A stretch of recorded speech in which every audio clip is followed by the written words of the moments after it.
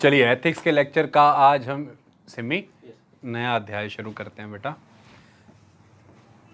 पिछले लेक्चर में यानी कि पिछले अध्याय में सिमी हमने बात यहाँ छोड़ी थी कि पांडु कुंती से यह कहते हैं विवाह की शुभ आरंभ की रात्रि में, इसको कौन सी रात्रि कहते हैं? सौभाग्य की रात्रि, जो बाद में हुई सौभाग्य सौहाग्य सुहाग की रात्रि।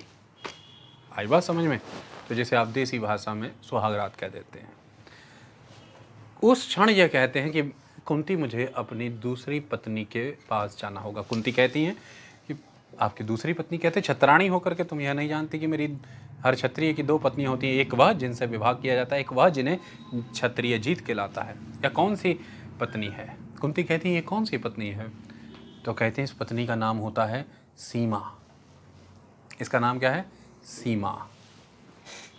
मेरे राज्य की सीमाएं जीवित होने को खड़ी हैं, मैं उन्हें जीवित करना चाहता हूं, मैं उन्हें आगे बढ़ाना चाहता हूं। जहां तक इस भूभाग की सीमा है, इस क्षेत्र की सीमा है, मेरे राज्य की सीमाएं उस छोर तक पहुंचनी चाहिए। कुंती, वह भी तो मेरी पत्नी ही है। तो अब आपको समझ आता होगा इन सीमाओं का, उन क्षेत्रों का नाम संपत्ति, संपत्ति, क्योंकि वह इनकी क्या है? पत्नी। क्षत्रिय की सीमाएं ही उसकी एक पत्नी होती हैं। क्षत्रिय यदि पराक्रमी हो तो सीमाएं जीवित हो उठती हैं, यानी कि वो बढ़ना शुरू कर देती हैं, आगे की ओर जाती हैं। कुंती कहती है ठीक है प्रभु। अब यहां पर मैं आपको यह समझाना चाहता हूं कि कुंती का हृदय एक पल भी यह ना करता होगा कि पांडव जाए, लेकिन पांडु उसे कुछ तथ्य समझाते, कहते छत्राणी की तरह मुझे विदा कीजिए। आप एक क्षत्रिय हैं, क्षत्रिय कुल की मर्यादाओं का समझते हैं, तो कुंती को चेतना होती है कि वो क्षत्रिय हैं। तो कुंती फिर उनकी स्वर्ण, उनकी जो किरपान है वो हाथ में लेती हैं, तलवार, और उन्हें क्षत्रिय की भांति भेंट करती हैं, छत्राणी की भांति के लीजिए विजयी हो। वो चल पड़ते हैं। यानी कि जो इंडिविजुअल्स हैं सोसाइटी में, बहुत स्ट्रांगली समाज ने सोशलाइजेशन के प्रोसेस के थ्रू एक सोशल ऑर्डर ऐसा बनाया है जिसमें हर इंडिविजुअल की कंडीशनिंग बहुत स्ट्रांग है, ताकि वो इंडिविजुअल अपना योगदान देने से पूर्ण अपनी स्वयं इच्छाओं से काफी आगे जाकर के विचार कर सके कि योगदान हेतु उसका व्यवहार कैसा होना चाहिए। क्या उसकी इच्छाएं प्रबल होनी चाहिए उसके व्यवहार में, या जो उसके लिए योगदान तय किया गया है समाज में, उस योगदान हेतु जो विचार हैं वो प्रबल होने चाहिए। एक पत्नी की इच्छा की प्रबलता तो यही होगी कि पति कहाँ ना जाए, कहीं भी ना जाए। लेकिन अब एक छत्राणी की भांति जब वह विचार करती हैं तो उनका जो योगदान है क्षत्रिय कुल में, जो उनका योगदान है समाज में, उस हेतु जो विचार करती हैं, तो फिर निर्णय यही है कि लीजिए विजयी हो। तो उस समय में आपको यह समझ आते हैं कि कास्ट का, वर्ण व्यवस्था का एक बहुत अहम भूमिका और उपयोग और योगदान यह भी था कि समाज के भीतर एक व्यवस्था, एक संस्था, एक ऑर्डर सेटल करने का काम इसने किया। आपको अपनी स्वयं इच्छाओं से आगे बढ़ा करके योगदान से परिपूर्ण जीवन जीने योग्य प्रेरित किया। कास्ट सिस्टम की, वर्ण व्यवस्था की बहुत सी नकारात्मकताएं भी रहीं। एक बड़े वर्ग को बहुत लंबे समय तक वंचित रखा गया। बहुत सारे संसाधनों थे, लेकिन वही कास्ट सिस्टम, वही वर्ण व्यवस्था बहुत से बलिदानों के लिए आपको प्रेरित भी करता है। हमें यह भी समझना है किसी भी व्यवस्था का जो विकृत रूप होता है, जो डिस्ट्रॉयड वर्जन होता है, जो डिग्रेडेड वर्जन होता है, वो सदैव ही नकारात्मक होता है, नेगेटिव होता है। लेकिन किसी भी व्यवस्था का एक सकारात्मक रूप भी होता है, हमें उस पर भी विचार करना होता है। जाति व्यवस्था, वर्ण व्यवस्था के जो भी नकारात्मक पहलू हैं जिनके तहत समाज में शोषण किया जाता रहा, और समाज का एक वर्ग शोषित होता रहा, सदैव ही यह निंदा का पात्र रहा है। समाज ने सदैव प्रयास किए कि इसमें सुधार किए जाएं और भारत ने आज़ादी के बाद संविधान के तहत इसमें सुधार किए भी। ऋषियों, मुनियों, गुणी लोगों के द्वारा सदैव इनमें सुधार करने की कल्पना दी गई। लेकिन दूसरी ओर यही व्यवस्था है जिसने समाज में आप सभी की भूमिकाओं को निर्धारित किया और भूमिकाओं के तहत आप सभी के योगदान निश्चित किए गए और योगदान से परिपूर्ण जीवन जीने के लिए आपको प्रेरित किया गया और आपकी निजी इच्छाओं को पीछे किया गया। यह भी बड़ी बात है। त्याग का, समर्पण का, निस्वार्थ भाव का उत्पन्न होना भी इसी पर कहीं न कहीं आश्रित है। ऋषियों को कैसा व्यवहार करना है, मुनियों को कैसा, ब्राह्मण का कैसा, क्षत्रिय का कैसा व्यवहार होना चाहिए, इस तरह के संकल्प लिए गए, इस तरह के सिद्धांत बनाए गए। यह बड़ी बात है। जैसे राष्ट्रभूमि को, राज्य भूमि को, मातृभूमि को सिंचित करने के लिए, अस्मिता बचाए रखने के लिए, उसके मान सम्मान को भंग ना होने देने के लिए क्षत्रिय अपना जीवन न्यौछावर करते चले आए, अपनी वंशावलियों को न्यौछावर करते चले आए, अपने जीवन का कोई भान ना रखा, उसे समर्पित कर दिया राज्य हेतु। इसी फलस्वरूप समाज के अन्य वर्णों के भी कई तरह के योगदान निर्धारित किए गए थे। सभी को अपना अपना जीवन समर्पित करना था। समर्पण भाव में कोई समस्या नहीं होती यदि किसी समर्पण के साथ बहुत ही प्रसिद्ध ख्यातियाँ जोड़ी जाती और दूसरी ओर जो समर्पण है उसे शोषण के भाव से देखा जाता, उसे हीनता के भाव से, उसे नीचता के भाव से देखा जाता। समस्या यहाँ पर प्रबल हुई जब समाज में वह योगदान भी बहुत प्रबल थे, समाज के चलने में उनकी भी भूमिका बहुत बड़ी थी, लेकिन उन्हें हीनता और नीचता के भाव से देखा गया। वहीं ब्राह्मण और क्षत्रियों के द्वारा दिए गए योगदान को प्रसिद्धियाँ प्राप्त हुई, वह बड़े उल्लेखनीय कहलाए। यहाँ से समाज में भेदभाव आया। यहाँ से अपने अपने योगदान से जुड़ करके एक समाज अधीन हुआ, हीन हुआ, नीच हुआ, एक समाज उच्च हुआ, प्रसिद्ध हुआ और पूर्ण रूप से डोमिनेटेड हो गया। यह खराब था, यह गलत था। समाज को सदैव व्यवस्थित होने के लिए व्यवस्थाएं देनी पड़ेंगी जिसमें योगदान निर्धारित करने होंगे और यह योगदानों के लिए समाज का वर्गीकरण सदैव होता रहेगा। लेकिन हमें यह ध्यान रखना है कि वर्गीकरण के उद्देश्य हेतु सभी अपना योगदान देते हैं और योगदान हर स्तर पे हर किसी के द्वारा उस एक उद्देश्य हेतु दिया गया है कि समाज को अक्षुण्ण रखना है, निरंतर रखना है, बचाए रखना है। सभी को सम्मान देना जरूरी है, आवश्यक है। जहाँ सम्मान की कमी हुई वहीं पर वर्गीकरण नकारा गया, लोगों ने स्वीकार नहीं किया। यह समस्या थी। किसी दिन किसी अध्याय में इस पे भी बात करेंगे गहराई से। आज यहाँ आते हैं, पांडु अपनी सीमाओं को बढ़ाने निकल पड़े। कलिंग, बंग, अंग, काशी सभी क्षेत्रों को जीतते चले गए। सीमाएं बहुत बढ़ चुकी, चक्रवर्ती होते चले गए। पांडु जैसे चक्रवर्ती सम्राट उस समय में, जो कि भीष्म के शिष्य हों, ऐसा किसी और राज्य में हो पाना असंभव था। पांडु के बारे में यह कहा गया था वेद व्यास के द्वारा कि इनकी देह स्वस्थ नहीं रहेगी, इस काल का आरंभ भी होगा, लेकिन पांडु पराक्रमी होंगे, पांडु पूर्ण रूप से योग्य होंगे, यह भी कहा गया था। समय आगे बढ़ा, पांडु चक्रवर्ती होते हुए आगे बढ़ रहे थे। अचानक एक दिन उनकी युद्ध के क्षेत्र में भेंट हो जाती है आगे से आती हुई सेना की। आँख में कुछ चला गया, लेक्चर को मैं कंटिन्यू रखता हूँ। आगे से आती हुई सेना के साथ उनकी भेंट हो जाती है। सेना अपनी ध्वजा लहराते हुए आती है। नज़दीक आने पर यह पाया जाता है कि सेना मद्र राज्य की है। कौन से राज्य की है? मद्र राज्य की है। और मद्र राज्य की सेना जब पांडु के निकट पहुंचती है तो पांडु अपनी सेना को सावधान करते हैं आक्रमण करने हेतु। तो मद्र राज्य के राजा जो है अपनी रथ को आगे बढ़ाते हैं सेना को पीछे छोड़ते हुए, और पांडु के नज़दीक आकर के कहते हैं, खड़े होते हैं। तो तब पांडु उनसे कहते हैं कि यदि तो तुम मित्रता करने आए हो तो ठीक है, लेकिन यदि तुम युद्ध करना चाहते हो तो यहीं रुक जाए।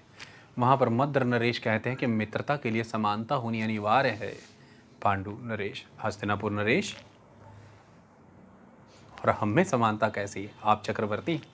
तो फिर वो कहते हैं कि तुम्हारी ध्वजा इस तरह से क्यों लहरा रही है हमारे सामने, इसका क्या उद्देश्य है।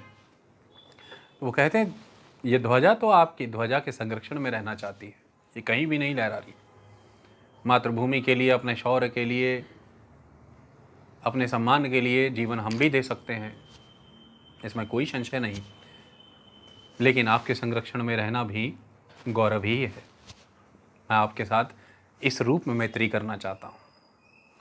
पांडु आते हैं, दोनों गले मिलते हैं, मद्र नरेश के साथ गले मिला जाता है और मित्रता का भाव स्थापित होता है। मद्र नरेश अपना मुकुट उतार करके रखना चाहते हैं और वो कहते हैं कि मित्रता के भाव में यह भाव नहीं होना चाहिए कि तुम्हारे अपने मित्र का सिर नंगा कर दिया जाए। आप अपने मुकुट को पहने रखें, धारण कर रखें, आप हमें ऐसे ही स्वीकारें। यहाँ पर एक योद्धा की भांति होने के नाते, एक सम्राट होने के नाते पांडु भी भावनाओं में बहेंगे, जो कि अनुमति नहीं है। जहाँ जहाँ महाभारत में त्रुटियाँ हुई हैं वहीं वहीं से नए अध्याय खड़े हुए हैं। मद्र नरेश कहते हैं मैं आपको मित्रता में कोई भेंट देना चाहता हूँ। पांडु कहते हैं स्वीकार्य है। मद्र नरेश टोकते हैं कि हे सम्राट, आपको अभी पता भी नहीं कि भेंट क्या है और आपने स्वीकार कर ली। तो वो कहते हैं कि मित्रता में जानना पहचाना क्या, जो भेंट है स्वीकार है। ऐसा निर्णय नहीं लेना चाहिए था। पांडु कहते हैं आप मेरे मित्र हैं, मित्रता करके अमृत पिला करके विष तो ना पिला देंगे, मैं आप पर विश्वास करता हूँ। मद्र नरेश खुश होते हैं, पीछे जाते हैं, रथ से अपनी सारथी को उतार करके लाते हैं और पांडु की भेंट करते हैं। पांडु कहते हैं ये सारथी क्यों मित्र? तो वो कहते हैं कि ये सारथी आपकी जीवन रथ का सारथी बनेगी। वो कहते हैं जीवन रथ का सारथी, मैं ये समझा नहीं। वो कहते हैं ये मद्र नरेश की बहन माधुरी है, मैं इन्हें आपको भेंट करना चाहता हूँ, आप इन्हें अपनी पत्नी बनाइए। पांडु कहते हैं आपने मुझे धर्म संकट में डाल दिया। मद्र नरेश कहते हैं धर्म संकट क्यों? तो पांडु कहते हैं मेरी बातों को अन्यथा ना ले, जितना रूप इनका है यह चंद्रमुखी है, मेरे हृदय में कौतूहल मचा चुकी है। मैं अपने शासन को, अपने नगर को इनके सौंदर्य से सराबोर कर देना चाहता हूँ, लेकिन परंतु यह निर्णय लेने का अधिकार मेरे पास कहाँ? इनको स्वीकार मैं नहीं कर सकता, इन्हें स्वीकार कुंती को करना है। यदि कुंती इन्हें स्वीकार कर लेंगी तो यह मेरे हृदय में भी स्वीकार हैं, मेरे मन मंदिर में ये समा चुकी हैं। यदि कुंती इन्हें अस्वीकार करती हैं तो यह निर्णय फिर कुंती का है। तो माधुरी जीवन में आ चुकी हैं। जो 5 पांडव होंगे उनकी दो माएँ हैं, एक कुंती है और एक माधुरी है, ये आपको पता होना चाहिए था। वो मद्र नरेश की, और माधुरी जैसा रूप उस समय में पूरे भारतवर्ष में किसी का नहीं था। जैसे सत्यवती का रूप था वैसे माधुरी का रूप है। पांडु माधुरी को लेकर के हस्तिनापुर प्रकट होते हैं। दासियां बार बार आकर के कुंती को बताती हैं कि अब हस्तिनापुर नरेश यहाँ पहुँचे हैं, उनके साथ इतने घुड़सवार, इतने रथ हैं, उन्होंने इतने राज्यों को विजय कर लिया। अंतिम दासी आकर के बताती है कि हे महारानी, हे महारानी, उनके साथ मद्र नरेश की बहन माधुरी भी हैं। वो कहते हैं वो उनके साथ क्यों है? इतने में पांडु प्रकट होते हैं। वह पांडु का तिलक करती हैं कुंती, और पांडु उन्हें बताते हैं कि कुंती, ये मद्र राज्य से माधुरी हैं, मद्र नरेश की बहन। कुंती समझ जाती है कि पांडु उनसे क्या चाहते हैं, पांडु उनसे क्या मांग रहे हैं। कुंती आगे जाती हैं, माधुरी का भी तिलक करती हैं, आरती उतारती हैं और अपनी छोटी बहन के स्वरूप में उन्हें स्वीकार करती हैं, उन्हें गले लगा लेती हैं। आपको ये बहुत ही सहज लगा होगा, आपके मन में ये विचार भी आया होगा कि ऐसा कैसे, कुंती ने ऐसा क्यों किया।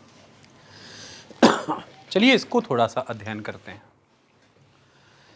सबसे पहली बात कि जब हम ये कहते हैं कि माधुरी भेंट की गई और माधुरी बहुत बेइंतहा खूबसूरत भी थी, तो आपको यह समझ आ जाना चाहिए कि मदर नरेश ने ऐसा क्यों किया। वो छत्र छाया में रहना चाहते थे हस्तिनापुर के, लेकिन मैंने आपको बहुत बार ये पढ़ाया है कि उस समय में संधि का एक बहुत बड़ा आधार वैवाहिक संबंध हुआ करते थे।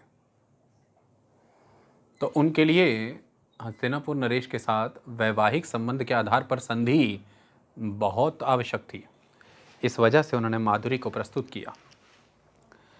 समझ आ जाना चाहिए, कुछ बिंदुओं पर ध्यान देना चाहिए कि संधि हेतु वैवाहिक संबंध, पहली बात तो माधुरी को प्रस्तुत किया। माधुरी ने इस चीज को स्वीकार क्यों किया होगा? क्योंकि सन्मुख जो हैं वो हस्तिनापुर के नरेश हैं, सन्मुख जो हैं वो हस्तिनापुर के नरेश हैं। और यह माधुरी का ही निर्णय था युद्ध स्थल में कि यदि अब मेरे भाग्य का निर्णय कुंती को ही करना है तो मेरे भ्राता तो मेरा कन्यादान अब आपको कर चुके, कुंती के दिए हुए निर्णय को मैं स्वीकार करूंगी, जो भी होगा मेरे भाग्य का होगा, मैं चलती हूं। यह माधुरी का ही निर्णय था। तो माधुरी के सामने हस्तिनापुर नरेश थे, माधुरी ने भी अपना उज्जवल भविष्य उनमें देखा और यह संधि का आधार भी था। पांडु के लिए यहाँ समस्या इस कारण हुई कि वही प्राण जाए पर वचन ना जाए। तो फिर से यहाँ पर समझाया जाएगा कि वचनों से पहले विचार जरूरी है, वचनों से पहले विचार जरूरी है, आवश्यक है। आवेश में आकर के वचन नहीं दिए जाते। उन्मत्तता कोई भी हो, चाहे मित्रता की हो, चाहे किसी न किसी मादक पदार्थ की हो, चाहे वैवाहिक संबंधों की हो, चाहे पारिवारिक संबंधों की, चाहे माता पिता से आपकी निकटता की हो, उन्मत्तता जीवन के लिए ठीक नहीं। जीवन के बड़े फैसले इस आधार पर नहीं होते। पांडु से ये हो गया, पांडु विवश पाए गए। पांडु ने स्वयं की इंद्रियों को विवश पाया। पांडु ने उसी क्षण यह नहीं कहा कि मेरा विवाह हो चुका है, मैं इस भेंट को स्वीकार नहीं कर सकता, क्योंकि पांडु स्वीकार कर चुके थे। पांडु यह भेंट स्वीकार कर चुके थे, लेकिन पांडु यहाँ विरोधाभास में है। जब भेंट पांडु ने स्वीकार कर ली थी, यदि पांडु यह तर्क देते हैं कि मेरे द्वारा भेंट पहले ही स्वीकार कर ली गई थी, मैं उसे नकार नहीं सकता था, तो फिर पांडु यह निर्णय कुंती पर नहीं छोड़ सकते थे। भेंट यदि पांडु को दी गई थी और स्वीकृति पांडु ने बरती थी, तो कुंती के योग्य कोई निर्णय था ही नहीं। कुंती के पास लेने योग्य कोई निर्णय था ही नहीं। आपको समझ आ गया होगा कि कुंती ने वह निर्णय फिर क्यों लिया। कुंती का हृदय यह जानता था कि यदि हस्तिनापुर नरेश के लिए यह सहज रहा होता तो इन्हें साथ न लाते। यदि राज्य गृह तक, राजघराने तक ये आ चुकी हैं, तो यहाँ पर अब मेरी ओर से इन्हें नकारा नहीं जा सकता, प्रतिकार नहीं किया जा सकता। ये हस्तिनापुर नरेश के साथ आई हैं, कोई ना कोई विवश परिस्थितियाँ रही होंगी, कोई कारण रहे होंगे, ये आई हैं। उन कारणों से यदि हस्तिनापुर नरेश पार नहीं पा पाए, या उनकी विवशता है। लेकिन मैंने कहा कि सोशलाइजेशन का प्रोसेस बड़ा स्ट्रांग था, तो अब उनसे एक्सपेक्ट ये किया जाता है कि वो इस बात को मान लेती है। तो यहाँ पर आपको पैट्रियार्की नज़र आ रही है। सोसाइटी में पैट्रियार्की स्ट्रांग है। संपत्ति का संबंध भी यही है कि मेल लीनिएज में जाती है, पिता से पुत्र, पुत्र से पुत्रों में। और निर्णय भी आप देख सकते हैं कि काफ़ी हद तक प्रभावित है मेल लीनिएज के द्वारा ही, डिसीजन मेकिंग भी। इसे हम पैट्रियार्की कहते हैं। यानी कि यहाँ पर विचार करने योग्य यह है कि यदि हस्तिनापुर नरेश यह फैसला करते हैं कि इसका निर्णय कुंती ही लेंगी, तो हस्तिनापुर नरेश पर यह परिस्थिति स्वतः ही आन पड़ती है कि क्या कुंती ऐसा कहने योग्य हैं किसी भी पर पुरुष के विषय में कि इसका फैसला, इसका निर्णय पांडु लेंगे? ये प्रश्न है। यदि हस्तिनापुर नरेश यह कहते हैं कि माधुरी स्वीकार्य है या नहीं, इसका निर्णय कुंती लेंगी, तो क्या कुंती भी यह कहने योग्य हैं पांडु के अतिरिक्त किसी पुरुष के विषय में कि इसका निर्णय पांडु लेंगे? समाज में इसकी व्यवस्था नहीं है, समाज में इसकी अनुमति नहीं है। यहाँ एक स्तर पर पैट्रियार्की नज़र आती है, जो कि थी,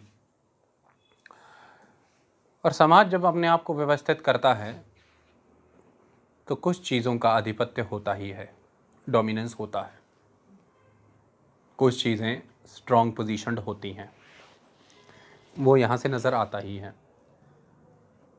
तो यहाँ पर आपको ये विचार करना है कि फिर इन नियमों की पालना क्यों? क्या यह दिखावा था? जब पांडु यह जानते ही हैं कि कुंती को क्या निर्णय लेना है, तो हर बार ये क्यों होता है, हर महाभारत के अध्याय में, कि पांडु ऐसा क्यों कह रहे हैं कि इसका निर्णय कुंती लेंगी? क्यों कहते हैं पांडु ऐसा? ये प्रश्न बनता है कि क्या ये केवल औपचारिकताएं थी, फॉर्मेलिटियां थी?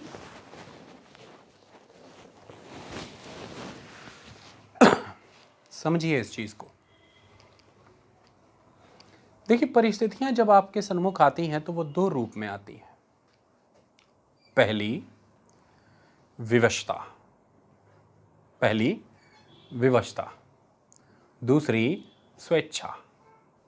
विवशता, स्वेच्छा। पांडु के सन्मुख ये जो परिस्थिति आई, ये दोनों से ही परिपूर्ण थी, स्वेच्छा भी थी और विवशता भी थी। पांडु ने स्वेच्छा से उपहार स्वीकार किया था, और विवशता ये थी कि पांडु पहले से विवाहित थे। पांडु के सन्मुख अब क्या निर्णय था? पांडु ने जब यह कहा कि इसका निर्णय कुंती लेंगी, जबकि पांडु यह अपेक्षा भी करते हैं, समाज ये मानता भी होगा, और कुंती ये भली बात ही जानती भी है कि मेरा निर्णय वही होगा जो पांडु चाहते हैं, कि मुझे उनका वचन का मान रखना है, मुझे हस्तिनापुर और मद्र राज्य के बीच के संबंधों के सौहार्द का विचार रखना है, और मुझे हस्तिनापुर नरेश के हृदय में चल रहे भावों का भी सम्मान रखना है। उसका बखान हस्तिनापुर नरेश पहले ही कर चुके थे। तो ऐसे में पांडु के द्वारा यह कहना कि भाई महारानी ही फैसला करेंगी, इसका उद्देश्य यही है कि स्वेच्छा और विवशता ये परिस्थितियों से जुड़ी हैं, यह पहली बात। लेकिन समाज परिस्थितियों के ऊपर खड़ा रहता है, वह निरंतरता से होता है। प्रक्रियाओं की निरंतरता, मूल्यों की निरंतरता, नियमों की निरंतरता, कॉन्टिन्यूटी, यह महत्वपूर्ण है। किस बात की निरंतरता? पांडु के द्वारा कुंती को यदि यह सम्मान ना दिया जाता, या यह स्थान या मान ना दिया जाता कि वह निर्णय लें कि माधुरी को वह स्वीकार करती हैं या नहीं, पांडु स्वयं उन्हें स्वीकार करके ले आते,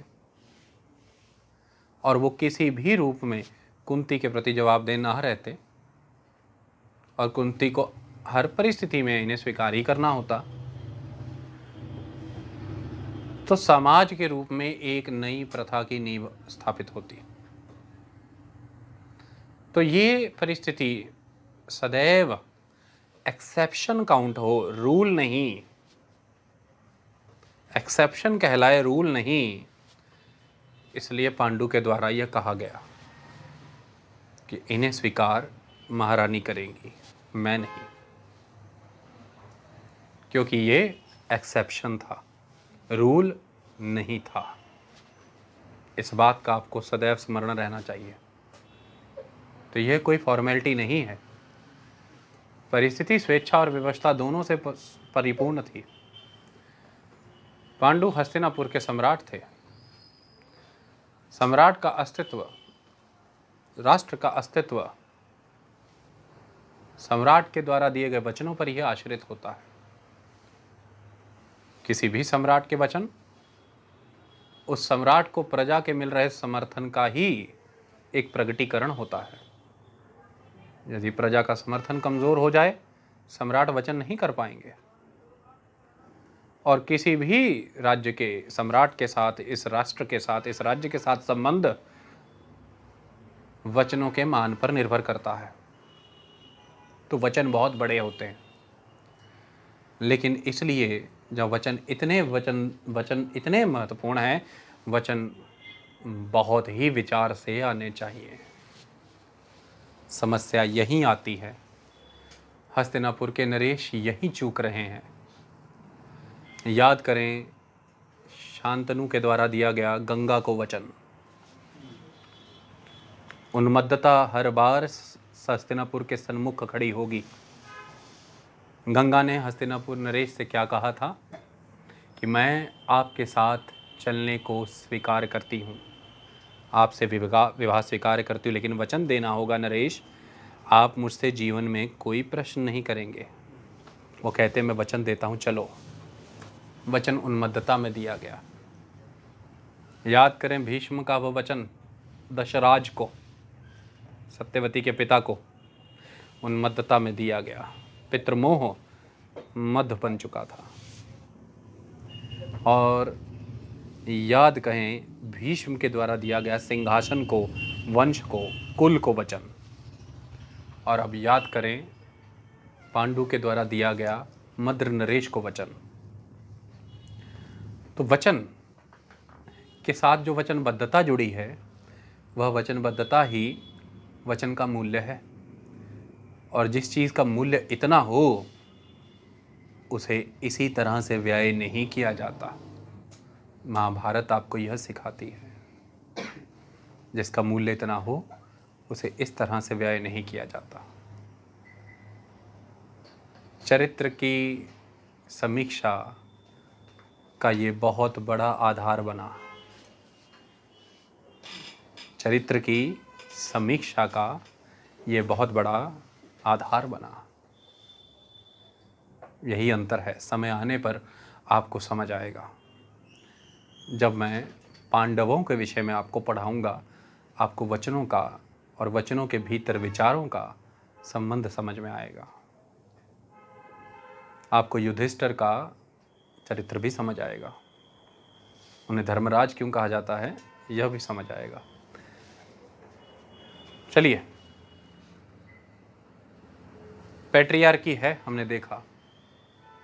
कुंती ने स्वीकार किया, लेकिन ये एक्सेप्शन रहे, निरंतरता ना बन जाए, कंटिन्यूटी ना बन जाए, ये ट्रेंड ना बन जाए, ये समाज का नियम ना बन जाए, इसके लिए पांडु ने कुंती को यह अवसर भी दिया।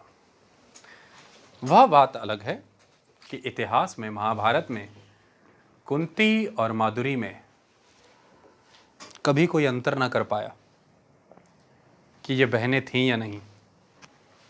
कुंती और माधुरी में सदाचार इस पराकाष्ठा पर था कि यदि माधुरी अश्वारोहण करते हुए पांडु के साथ किसी कुटिया में भी चली जाती थी और उन्हें फलों में यदि मिठास महसूस होती थी, वो स्वयं खाने से पहले 2 फल कुंती के लिए रख लेती थी कि यह दीदी के लिए हैं।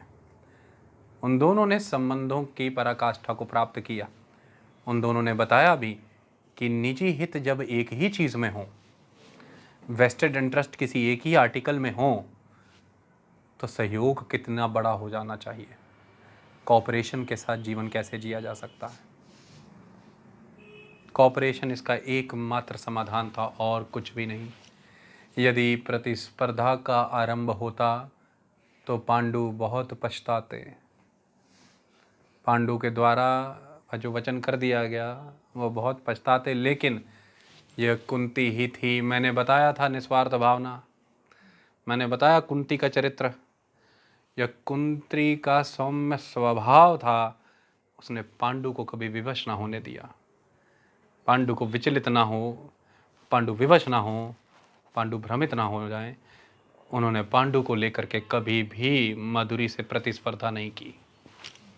उन्होंने पूर्ण रूप से समर्पण दिया और माधुरी ने भी इसे दुगना वापस किया। पांडु का जीवन बचा रहा। यहां तक आपको कहानी समझ में आई? पांडु के जीवन में एक और पत्नी आ चुकी हैं जिनका नाम है माधुरी, और पांडु की एक पत्नी है कुंती। दो पत्नियां आने के बाद पांडु चक्रवर्ती हो चुके हैं, अपने सिंहासन पर बैठ चुके हैं, और अब विचार यह चल रहा है कि सभा कुछ कहना चाहती है पांडु से। विदुर इसकी पहल करते हैं। विदुर कहते हैं कि जब हस्तिनापुर नरेश ने हस्तिनापुर को इतनी सीमाएं, इतना क्षेत्र, इतना संसाधन, इतना बल, ऐसी राजनीतिक प्रकाष्ठा प्राप्त करके दी, तो क्या राज्य का, राज्य की प्रजा का, राज्य घर का हस्तिनापुर नरेश के प्रति कोई दायित्व नहीं बनता? तो उस समय भीष्म कहते हैं कि विदुर, प्रजा राजा को क्या दे सकती है? सच्ची निष्ठा, प्रेम, समर्पण, और क्या? तो विदुर कहते हैं विश्राम, विश्राम दे सकती है, यानी कि लेजर। राज्य की जिम्मेदारियों से कुछ समय के लिए विश्राम, ताकि वह अपना जीवन भी व्यतीत कर पाए। उनकी पत्नियां हैं, वह अपना जीवन आगे बढ़ा पाए।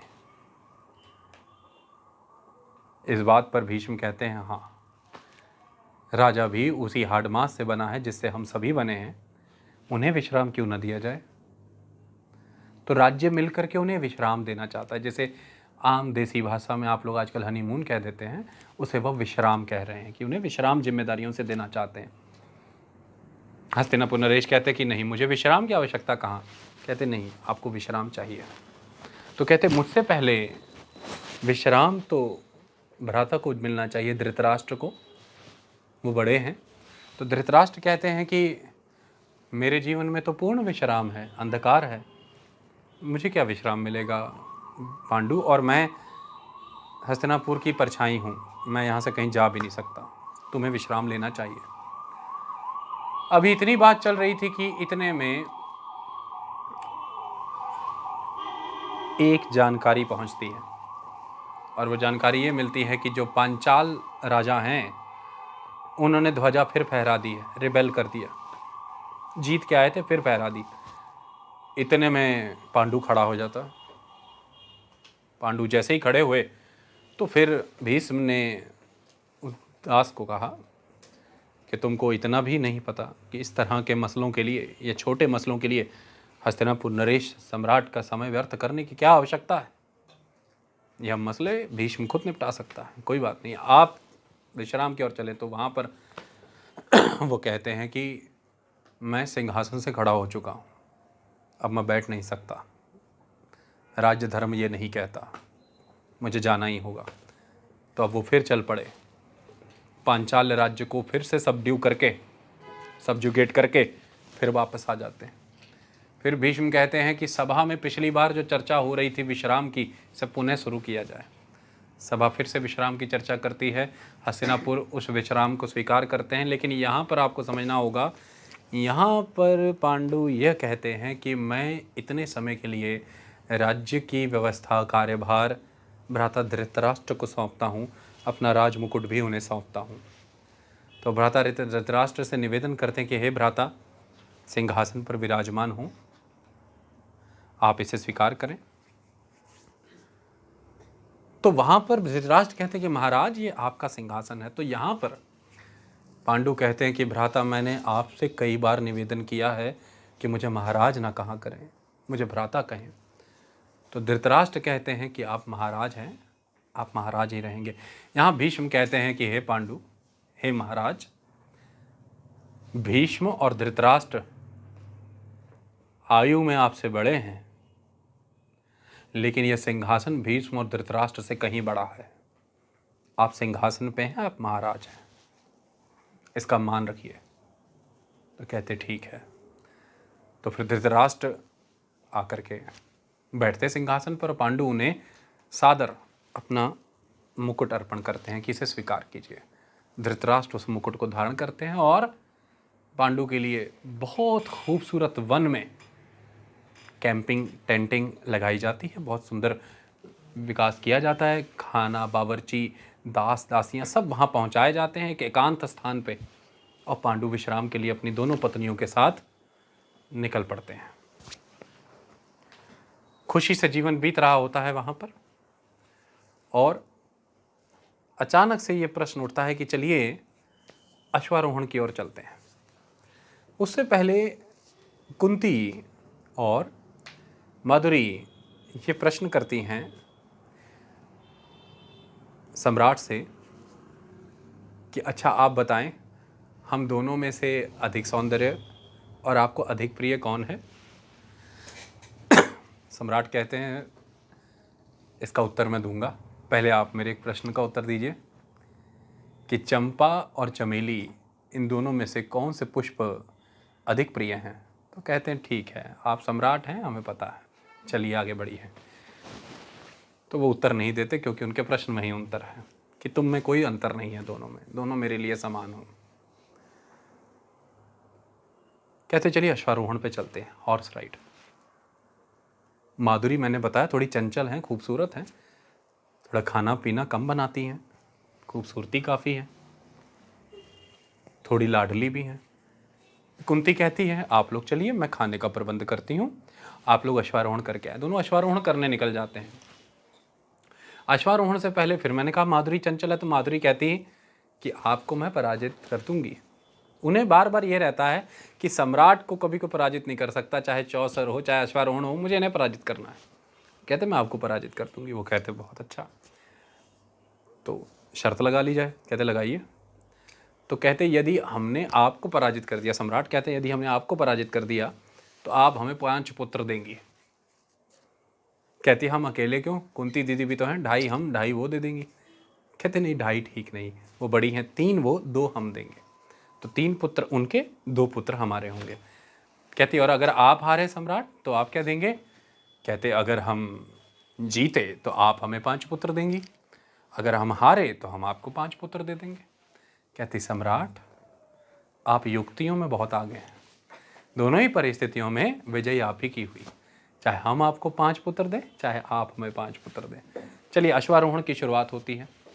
माधुरी जीतती रहती हैं, अंततः सम्राट आगे निकल जाते हैं, वो जीत जाते हैं, 5 पुत्र तो मिल नहीं है।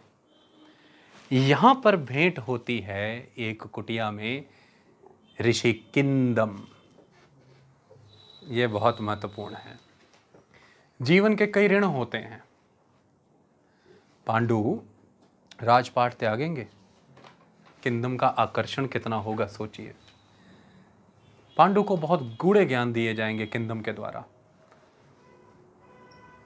जैसे हंस के द्वारा मोती चुग लिए जाते हैं, जैसे जल से दुग्ध अलग कर दिया जाता है, पृथक कर दिया जाता है, ऐसे ही असत्य से सत्य की तलाश तक का मार्ग किंदम दिखलाएंगे पांडु को, और जीवन परिवर्तित हो जाएगा। किंदम क्या शिक्षा देंगे, किंदम किस विषय पर बात करेंगे, पांडु में क्या परिवर्तन आएंगे, इसे हम अगले अध्याय में समझेंगे। तब तक के लिए आप सबका धन्यवाद।